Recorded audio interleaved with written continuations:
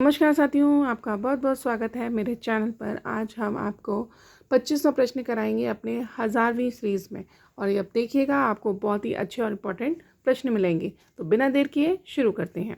निम्नलिखित में से कौन सी रचना रागिनी राघव रचित औपन्यासिक जीवनी नहीं है? आपसे नहीं पूछ रहा है, ABC आपको बताना है इनमें से कौन सी है। बौने और घायल, देवकी का बेटा, अब आवेगी कालधरा, भारती का सपूत। आपका सही ऑप्शन है ए, बौने और घायल।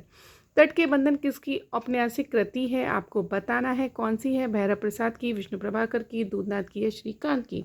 तो आपका जो फ्रेंड्स सही ऑप्शन है वो है बी, विष्णु प्रभाकर।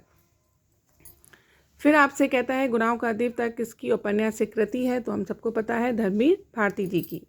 खाली कुर्सी की आत्मा उपन्यास के रचनाकार का नाम आपको बताना है। तो आपका नाम क्या होगा? आपका नाम है सी, लक्ष्मीकांत वर्मा।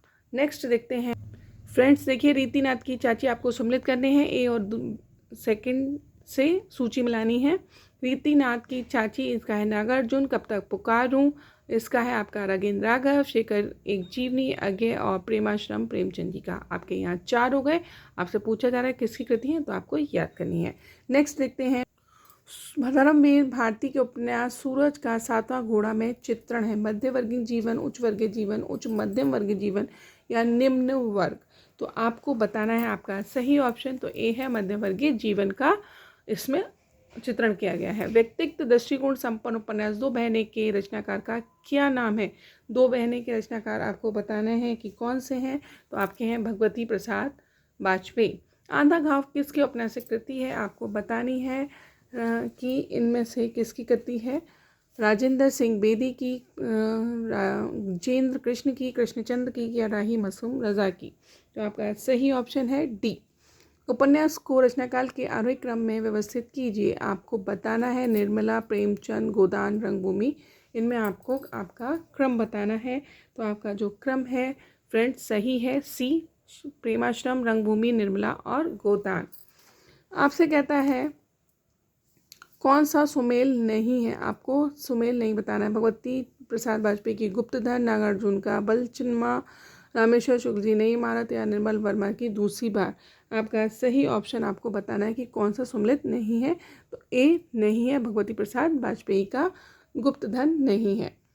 फ्रेंड्स, आपसे कहता है हिंदी उपन्यास जगत में आधुनिकता बोध के उपन्यासों का आरंभ मोहन राकेश के उपन्यास से माना जाता है। यह उपन्यास कौन सा है? आपको बताना है कि इनका उपन्यास कौन सा है।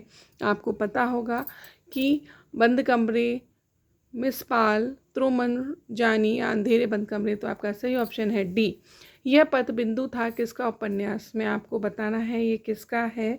36 प्रश्न कहता है ये किसका है। तो आप बताएंगे डी, नरेश मेहता का। आपका बंटी किसकी कृति है? आपको बताना है कि आपका बंटी किसकी कृति है। बहुत ही फेमस है, मन्नू भंडारी जी की। नदी यशस्वी है किसकी रचना है? आपको बताना है 38 का आंसर। तो ये है नरेश मेहता की नदी यशस्वी। आपको 39 कहता है। फ्रेंड्स, मैं आपसे कहूँगी आप देख नहीं रहे हैं, प्लीज़ आप देखिए, शेयर करिए। और जितना ज़्यादा आप देखेंगे आपको पसंद तो आएगा ही डेफिनेटली।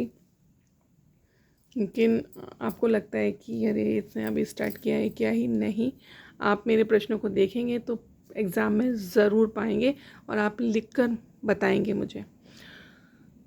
रेणु का उपन्यास मैला आंचल कब प्रकाशित हुआ? आपको बताएं। जैसे हमसे पूछ लिया जाता है कि फणीश्वर नाथ रेणु जी का उपन्यास कौन सा है? तो मैला आंचल अब ये पुराना हो गया एक तरह से।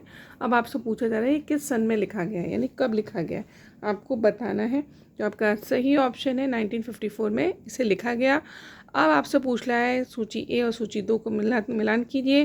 क्या भूलूं क्या याद करूं आत्मकथा है, कलम का सिपाही है आपकी जीवनी, पद का साथी है संस्मरण और मेरे राम का मुकुट भीग रहा है और ये है आपका निबंध। सती मैया का चौरा किसका उपन्यास है? भैरव प्रसाद गुप्त का। नरेश मेहता का उपन्यास डूबते मसूल में है।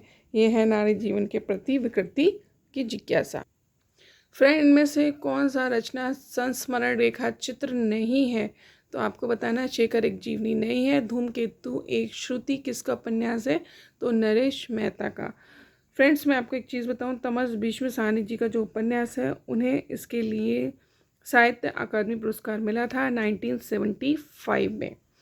फिर है इन कृतियों की रचना काल के आरोही क्रम में व्यवस्थित करना है आपको जो सुमिलित करना है उसका सही क्रम है डी, अतीत के चलचित्र, स्मृति की रेखाएं, पथ के साथी, मेरा परिवार। आप ये बता पाएंगे ये किसकी कृतियां हैं? तो आप कमेंट के माध्यम से ज़रूर बताएं, नहीं तो मेरी नेक्स्ट वीडियो में जितने ज़्यादा लाइक आएंगे तो मैं करूँगी 100 लाइक आएंगे तो मैं आपको डीपली एक एक चीज़ का इसके क्या कहते हैं, आप राइटर, सन, इसमें क्या सब चीज़ें डीपली बताऊँगी। आप प्लीज़ मेरा सपोर्ट करिए।